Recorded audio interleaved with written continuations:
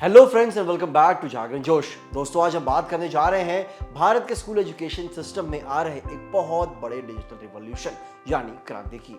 देश भर के सरकारी और सहायता प्राप्त स्कूलों में पढ़ाई का माहौल सुधारने, बच्चों के ड्रॉप आउट्स को रोकने और टीचर्स को सही सपोर्ट देने के लिए एक बहुत बड़ा कदम उठाया गया है। इस पूरे बदलाव का नाम है विद्या समीक्षा केंद्र यानी VSK।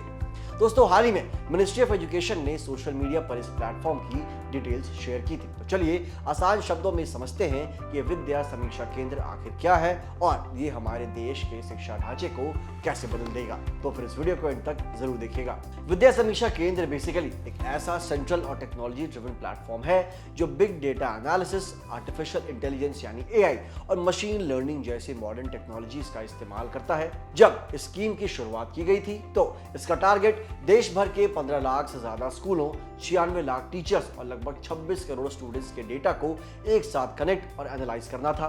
साल 2022 में मिनिस्ट्री ऑफ एजुकेशन ने सभी राज्यों और केंद्र शासित प्रदेशों को सलाह दी थी कि वो अपने अपने स्टेट लेवल पर इस तरह का एक विद्या समीक्षा केंद्र जरूर स्थापित करें। अब सवाल ये उठता है कि ये केंद्र काम कैसे करता है और इसमें कौन कौन सी जानकारी ट्रैक की जाती है।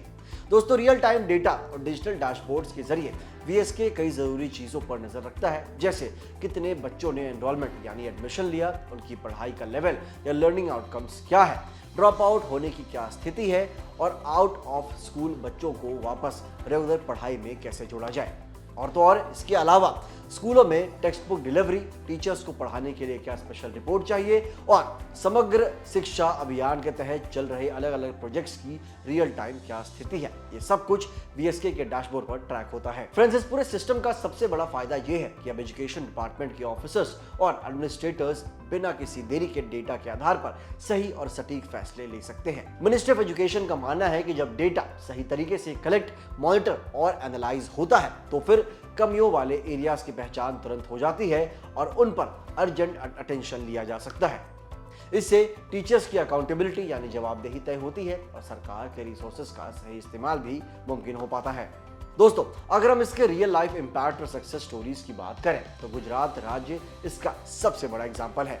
जून 2026 में जारी हुए सरकारी डेटा के मुताबिक गुजरात के गांधीनगर में विद्या समीक्षा केंद्र के AI और डेटा इंटरवेंशन का इस्तेमाल करके ऐसे 1.6 लाख से ज्यादा बच्चों की पहचान की गई जो स्कूल छोड़ने के रिस्क पर थे और उन्हें ड्रॉप आउट होने से बचा लिया गया। इतना ही नहीं, जो बच्चे पहले स्कूल छोड़ चुके थे उनमें से 90,000 से ज्यादा पूर्व ड्रॉप आउट बच्चों को वापस क्लासरूम तक लाया गया है। इसी तरह पूर्वोत्तर भारत में भी इसका असर देखने को मिल रहा है। अप्रैल 2026 में अरुणाचल प्रदेश के चीफ मिनिस्टर पेमा खांडू ने जानकारी दी थी कि उनके राज्य में रियल टाइम मॉनिटरिंग और एजुकेशन आउटकम्स को सुधारने के लिए AI इनिशिएटिव्स और विद्या समीक्षा केंद्र को लागू कर दिया गया है। यह दिखाता है कि कैसे देश के कोने कोने तक टेक्नोलॉजी के जरिए एजुकेशन की क्वालिटी को सुधारा जा रहा है। तो फिर मेरे प्यारे दोस्तों, कुल मिलाकर देखें तो विद्या समीक्षा केंद्र केवल डेटा इकट्ठा करने का जरिया नहीं है, बल्कि ये हर एक बच्चे की स्कूलिंग, एक्सेस, रिटेंशन, कंप्लीशन और उनकी अचीवमेंट को ट्रैक करने का एक पावरफुल टूल बन चुका है। डेटा ड्रिवन फैसले से ना सिर्फ स्टूडेंट्स की एकेडमिक परफॉर्मेंस बेहतर होगी, बल्कि भारत का स्कूल एजुकेशन सिस्टम भी ज्यादा रिस्पॉन्सिव और मजबूत बनेगा। शिक्षा और टेक्नोलॉजी से जुड़ी ऐसे ही तमाम इंपॉर्टेंट खबरों के लिए देखते रहिए जागरण जोश। और हाँ, अगर आपको ये वीडियो पसंद आई हो तो इसे लाइक करें, इस पर कमेंट करें और इसे शेयर करें अपने फैमिली और फ्रेंड्स के WhatsApp ग्रुप पर। मिलते हैं अगले वीडियो में। जय हिंद।